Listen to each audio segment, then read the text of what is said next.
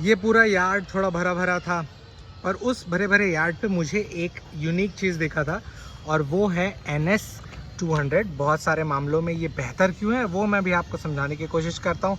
सबसे पहली बात, नया अपग्रेडेशन आया है और नया अपग्रेडेशन बहुत सारे मामले में बेहतर है। तो वो सबसे पहले मैं इस 200 की झलक के साथ आपको कुछ चीज़ें बता देता हूँ। तो सबसे पहली बात, अपग्रेडेशन इसलिए भी ज़रूरी था क्योंकि बहुत सारी चीज़ों में खटक रहा था, जैसे हेडलैम्प का सेटअप। तो इन्होंने अब क्या किया है ना, सबसे पहले खूबसूरत सा हेडलैम्प आपको दे दिया। और वो कौन सा खूबसूरत सा हेडलैम्प, तो ये प्रेडिएटर हेडलैम्प्स।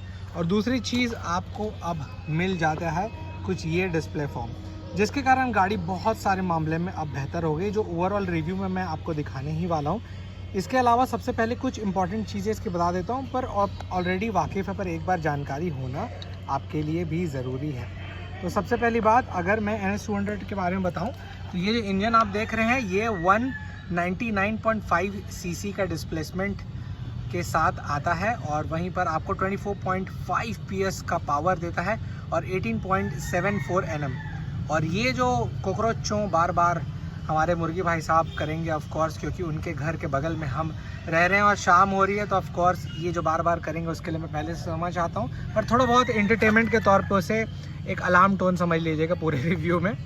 इसके बाद मैं ये जो डिस्प्ले है उसको तरफ भी आपको दिखाता हूँ, पर ये जो एक रिफ्लेक्शन जो दिख रहा है वो मुझे थोड़ा सा इफेक्टिव लगता है इस गाड़ी का एक इम्पॉर्टेंट पार्ट में। इसके अलावा जैसे इंजन के फॉर्म को अगर मैं दिखा दिया तो मैं आपको बता देता हूँ कि इसका एक इम्पॉर्टेंट फैक्टर भी है, जो कि 300 mm डिस्क और 230 mm डिस्क का रहता है। पहली बात तो ये डुअल चैनल ABS के साथ आता है और ये वाला जो पार्ट अभी आप देख रहे होंगे ये 300 mm का डिस्क है और वहीं पर ये वाला जो देख रहे होंगे 230 का। अब वहीं पर इस ग्रिपिंग के साथ आपको मिल जाता है। और सेक्शन अगर आप देखें तो 130/70 17 इंच के इसमें आपके लिए सेक्शन प्रोवाइड कराए गए हैं पीछे के लिए। और वहीं पर जैसे मैं सामने को टैली करूं तो कुछ इस प्रकार की गजब सी ग्रिपिंग मिल जाती है, which is best in every perspective. और जो आपका अलॉय व्हील का सेटअप है वो कुछ ऐसा दिखता है।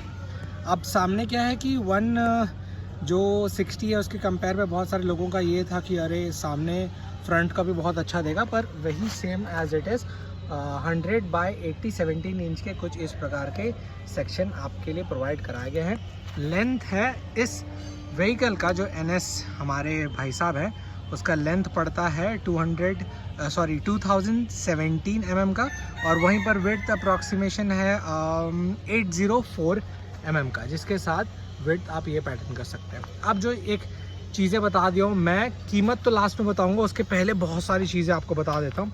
ये हेडलैम्प के पार्ट को 2 सेट पे डिवाइड किया गया है, जो बगल वाला DRL फॉर्म पे लगता है और वहीं पर जैसे मैं चालू और बंद करके दिखाऊं तो ये फ़िलहाल अभी जल रहा है DRL। और भाई साहब DRL जलते हुए जो गाड़ी दिख रही है ना, वो पूरा जो पुराने जितने भी लोग का परेशानी थी कि यार आप पल्सर को इतना सुंदर हेडलाइट क्यों नहीं देते हैं, वो अब एक भी शब्द नहीं बोलने वाले हैं, क्योंकि उनके लिए बेस्ट ऑफ द बेस्ट ये इनपुट ला के दे दिए। वहीं पर अगर मैं हेडलाइट को जलाऊं तो कुछ पास लाइट के साथ वो कुछ ऐसा जलता हुआ दिखेगा और जैसे ये ख़त्म होता है तो मेन चिल चालू हो जाता है ये वाला, जिसका जो माइन्यूट डिफरेंस है 125 के कंपेयर पे 160 और 200 में जो कॉमन है वो भी मैं आपको समझाने की कोशिश करता हूँ। बहुत ही माइन्यूट डिफरेंस है।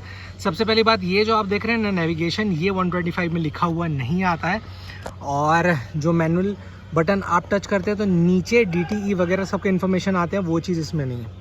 तो फिलहाल न्यूट्रल में गाड़ी लगी हुई है और मैं न्यूट्रल को हटाऊं तो यहाँ जो ग्रीन है, जो कि मैं अभी आपको दिखाता हूँ, ये गायब हो जाता है और जहाँ यहाँ पर ऊपर मैं टच करूँ तो गियर 2 पे सेट हो गया। वहीं पर कितने RPM पे गाड़ी चल रही है वो ऊपर बताएगा, कितने किलोमीटर पे चल रही है वो ऑडो ट्रिप इन्फॉर्मेशन यहाँ बता देता है।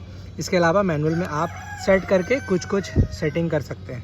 हाँ, इसी में अलार्म की बात कर रहा था जो पूरे रिव्यू में अभी बजने वाला है, तो मैं कुछ कर नहीं सकता। और इसके अलावा राइडर पर्सपेक्टिव से बताऊं तो गाड़ी में अगर मैं बैठूं और थोड़ा सा अगर वाइड एंगल चालू करूं तो वो कुछ ऐसा मेरा हाथ दिख रहा है, तो आपको चलाते समय गाड़ी ऐसे दिखेगी। सो बी प्रिपेयर फॉर दैट। और ये ब्लैक कलर में इसलिए लाया था क्योंकि ब्लैक रेड का प्रॉपर कॉम्बिनेशन है, मुझे सबसे ज़्यादा बेस्ट लगता है। तो वो चीज़ें इसमें दिखती है, जिसमें आप नज़रों को नीचे झुकाएंगे तो कुछ गाड़ी ऐसे दिखती है। और यहाँ पर पल्सर ऑफ कोर्स एक प्यारे इनपुट में आपको मिल जाता है। सीट सॉफ्ट है, पीछे NS 200 यहाँ पर लिखा हुआ है।